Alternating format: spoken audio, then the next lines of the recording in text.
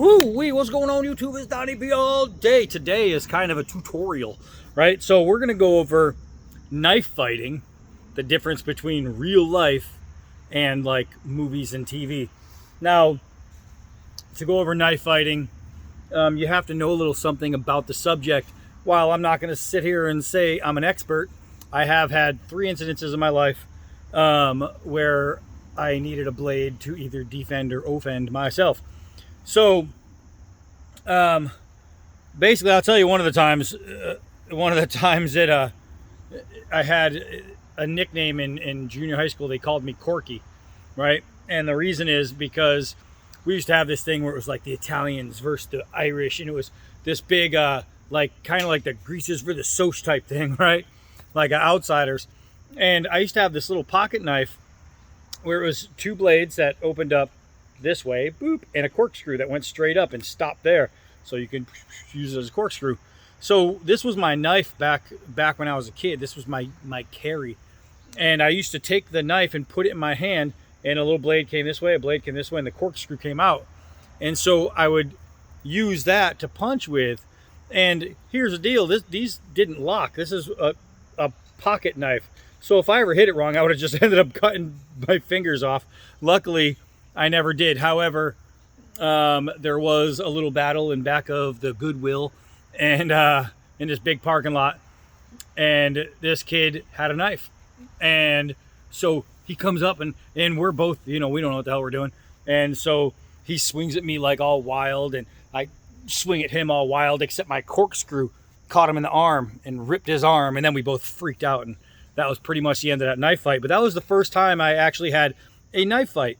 So it was real. And then I have a scar right here where in Afghanistan the tip of my finger almost came off from an edge, and my knife, my issue knife, is still covered in blood, and I'm still here. So it's good, everything is good. So here's the problem: is when people think about knife fighting, they think about one thing. They think about 2 guys holding 2 large knives with guards. And the reason the guards are for is so I can catch, I caught my blade, because that's what's going to happen in a knife fight. He's going to hold it like this, and this guy's going to swing, and he's going to go, oh, you didn't get me because the guard was there, and bada bada bada, and that's going to save my life. Bullshit. So I did a video already of basic knife strikes, where I teach you your basics, like your jabs, your hooks, your uppercuts, and how to hold a knife for those. I also did another video where I talk about knife hand positions and the different grips, your foregrip, your reverse grip, your backward grip, you know what I mean? So, and I told you what each one of them is for and why they're all good. But now we're going to talk about knife fighting. Knife fighting, you turn on a movie, you turn on the TV, and you see these 2 guys are just fighting, and they're going crazy. And it's John Wick, and he's got his knife, and the other guy's got a knife, and they're swinging. Oh, but he blocked it. Oh, but he blocked. That's not what happens in a knife fight, believe me. Knife fights don't go on for 6 minutes, first of all. And it's like, if you katana guys might know, it's just like when you see like a samurai movie, right? And you got these 2 guys pull out these katanas, and they're having this epic battle, and they're jumping up and down, and they're running around, and they're on stairs, and they're jumping off of roofs, and bah, bah, bah, bah. It was never like that. An average fight with like a samurai usually lasted seconds, and it was block, kill. That was it, or just kill. There was no, okay, let's swing and hit our blades together, because they cared about their blades and they didn't want to break them. So it's not like you'd see it in the movies. So now I'm going to bring out the Buck Ground Combat knife. This knife is awesome. There's like I know, it's the 891, I believe. I think that's what it says there, but I'll show you right up there is that designation. But I think that says 891.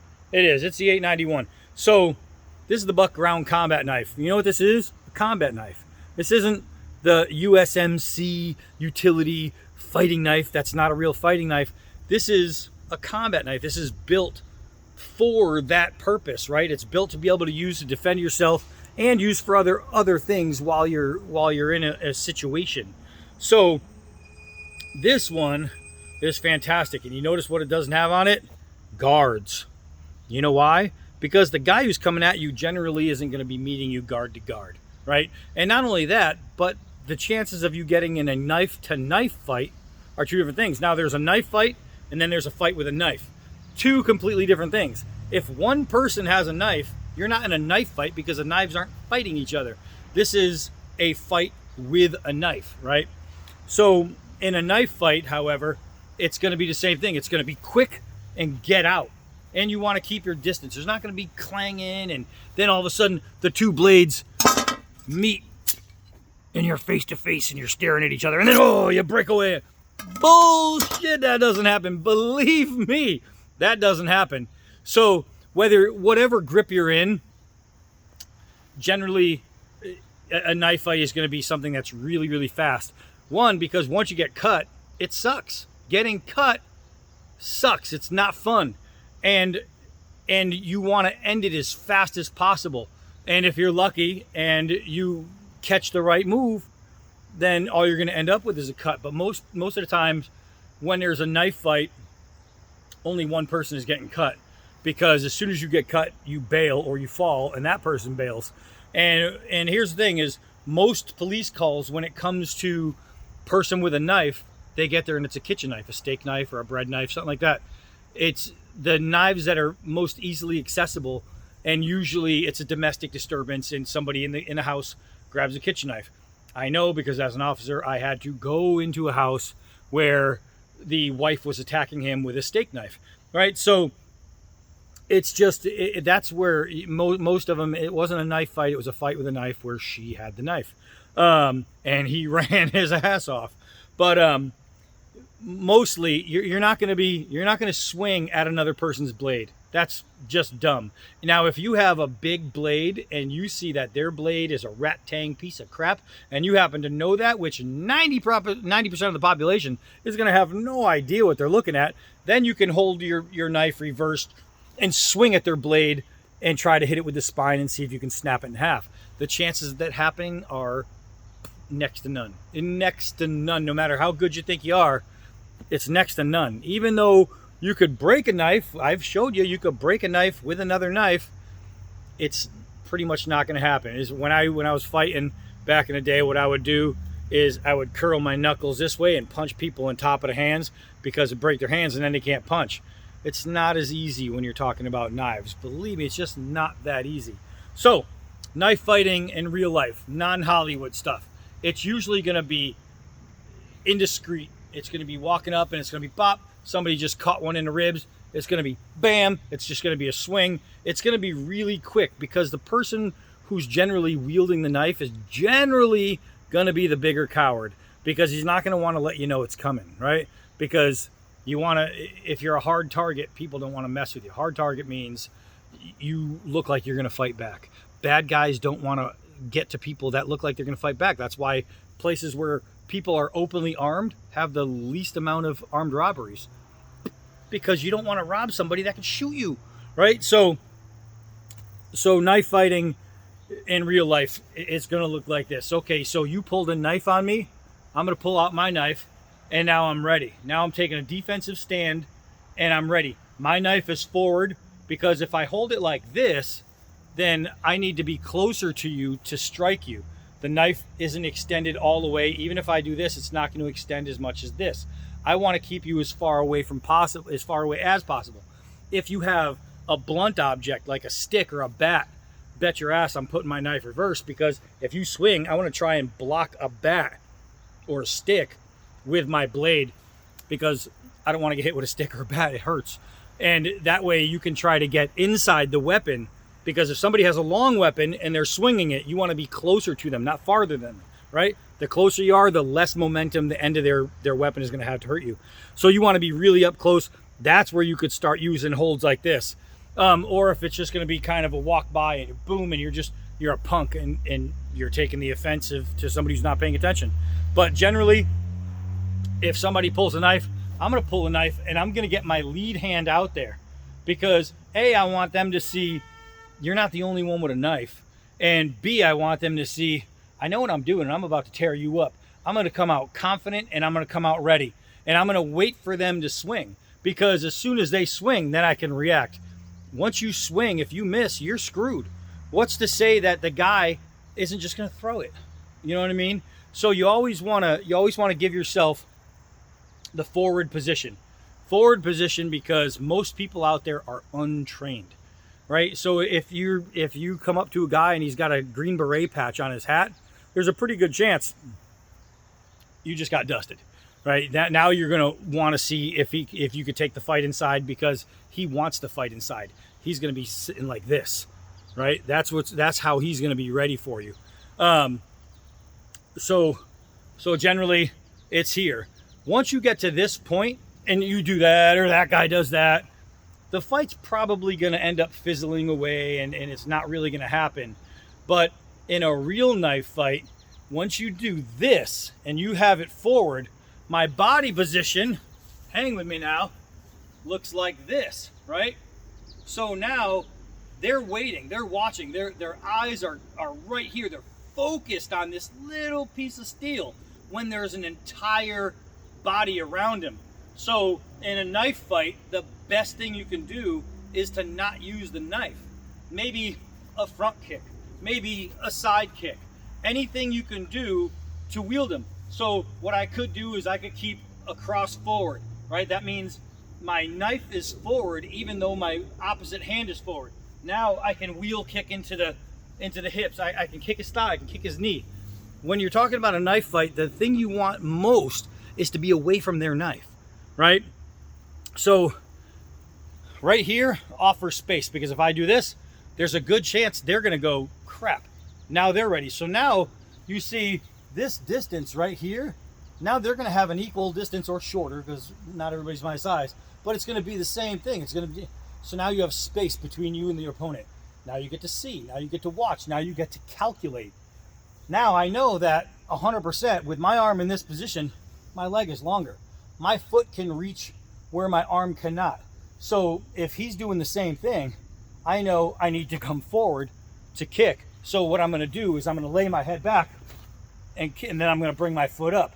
Especially if he has his knife up, you wanna go inside, right? If he gets into you, that's when you're posturing, and that's when you're using your different strikes. But for the most part, it's not gonna happen. For the most part, it's going to be a lot of dicking around and a lot of, ooh, this is me, because maybe it's road rage. Some guy just pulls over and he pulls out a knife, and the only thing you can do to protect you or your family is to yank, right? And remember, this is not a, this is what you should be doing type thing. The only time you should ever defend yourself with a knife is when it is 100% last ditch effort, like you're about to die unless you use your knife. That's when the only time you should be using a knife when it comes to another human being is if your life is in such peril that you know you are going to die if you don't use your knife. So never ever take a knife out as the first person to draw. If you are in an argument with somebody and you take out your knife and he doesn't pull out anything yet, he's still just yelling at you, you're the dick, right? You're the one that deserves to be cut up a little bit. So remember, be defensive. Always just be defensive, because the person who's coming out first and pulling out that blade most likely doesn't know you have one. And that's why they're pulling it out, because they're trying to intimidate you, they're trying to scare you, and they're trying to pull, BDE. And they're trying to give that big dick energy to say, look at me, I'm a man. And now you pull out and they go, crap. Now there's a chance I could get cut, and they don't want that. So knife fighting in real life, or fighting with a knife in real life, is different than the movies, to the point, let me hold on. I was getting a phone call there. It is different to the point where it's not going to happen, right? You're going to live your entire life. 99.999% of you will never have somebody put a knife out on you in anger. And 99.9999% of you is never going to take out a knife and cut somebody. It happens rarely. It happens randomly. It's not something like you plan for. If you plan it, if you already know, okay, we're meeting at Rockies and we're going to go behind the trash barrel and we're going to pull out knives and we're going to fight to the death. You're an ass. You're an ass. If you're purposely going out just to get into a fight with a knife, you're a coward, you're a weakling, whatever you want to call it, you're just an ass. Respect the blade, respect each other, right? Respect humanity.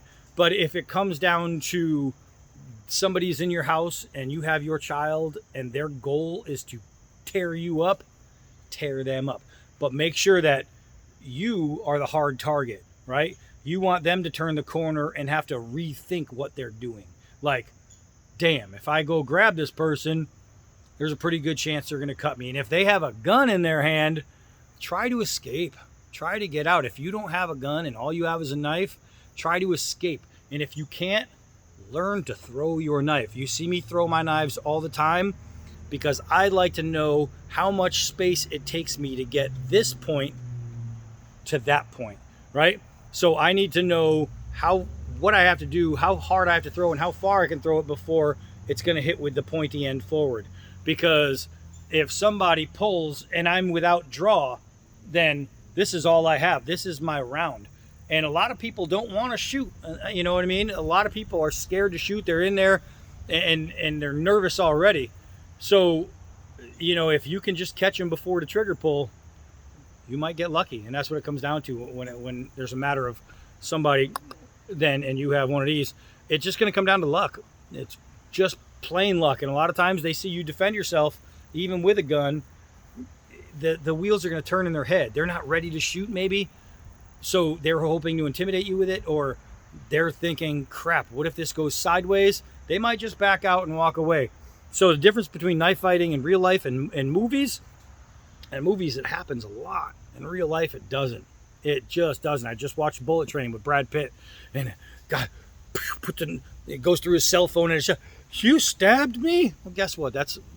If that's your life, you need a new life, because that is not freaking happening. Anyway, no guards on the knife, no need, because that's not what makes a fighting knife a fighting knife. What makes a fighting knife is weight, balance, lines, and all that. It's just the ability to move the knife to a safe place real quick, so you can get on the offensive or defensive really, really fast.